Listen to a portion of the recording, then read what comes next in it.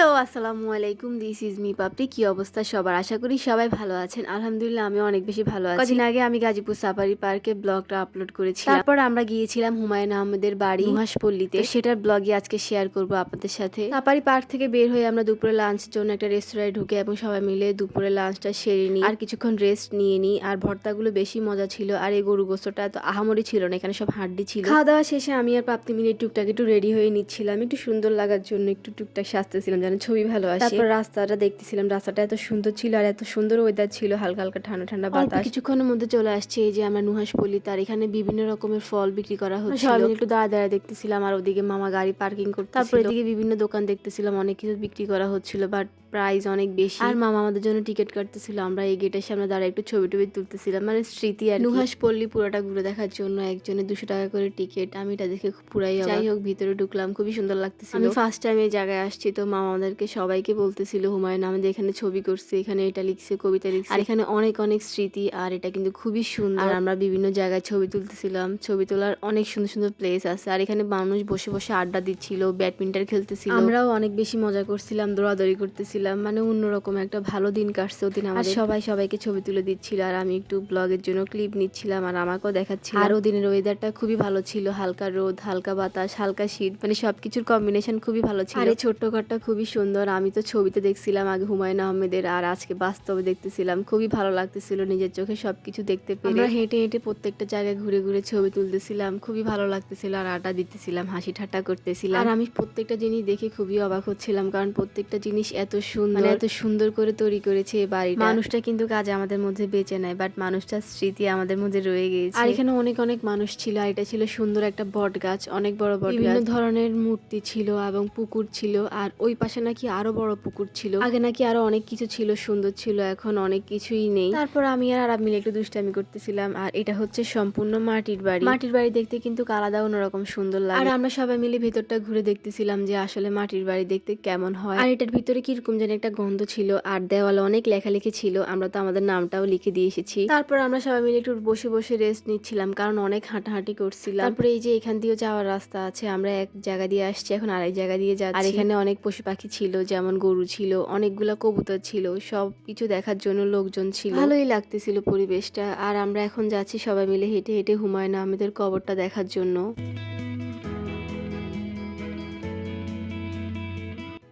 আজকের জন্য আমাদের ঘোরাঘুরি শেষ, এখন আমরা চলে যাব বাসায়। আর এগুলা দেখে আমার ইচ্ছা করতেছিল যে আমি সবকিছু কিনে ফেলি, এত সুন্দর সুন্দর ঘর সাজানো জিনিস।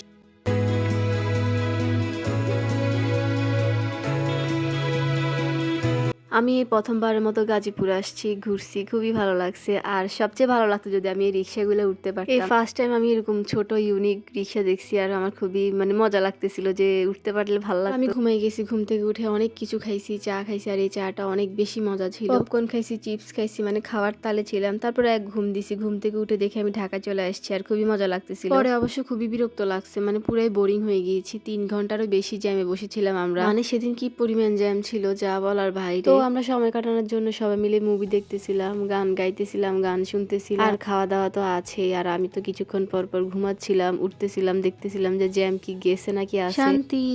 আর এখানে এত বেশি ভালো লাগতেছিল যা বলে বোঝানোর মতো না, খুবই বাতাস আর এত ভালো লাগতেছিল।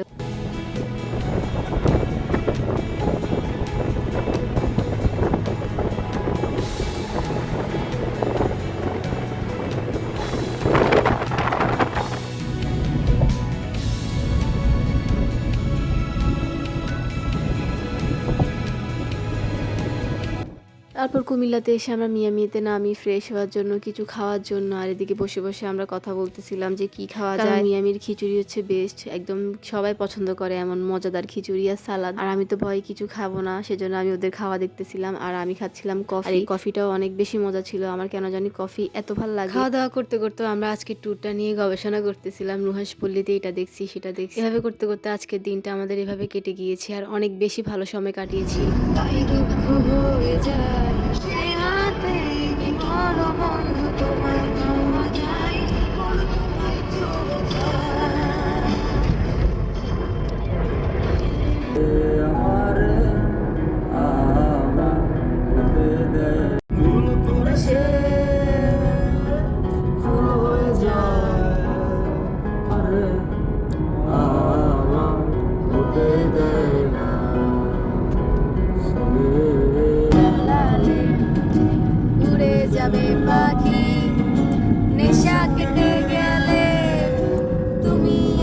মিলে যাবে, জটিল করলে জটিল হবে, সহজ করলে সহজ। তাই শুধু তুমি আমার, আজ একা আমি, আলো হয়ে দূরে তুমি। আজকের এই অন্যরকম ঘোরাঘুরির ভিডিওটা ছিল এই পর্যন্ত। কেমন লেগেছে আপনাদের থেকে অবশ্যই কমেন্ট করে জানাবেন। আর কারা কারা এই নুহাসপল্লীতে গিয়েছেন অবশ্যই একটা করে কমেন্ট করে জানাবেন আপনার থেকে কেমন লেগেছে। আমার থেকে অনেক বেশি ভালো লাগছে, নতুন কিছু জানতে পেরেছি, নতুন কিছু দেখতে পেরেছি, নতুন নতুন জায়গায় ভ্রমণ করতে কিন্তু আমার বেশ ভালো লাগে। সবাই ভালো থাকবেন, সুস্থ থাকবেন, সবাইকে আল্লাহ হাফেজ।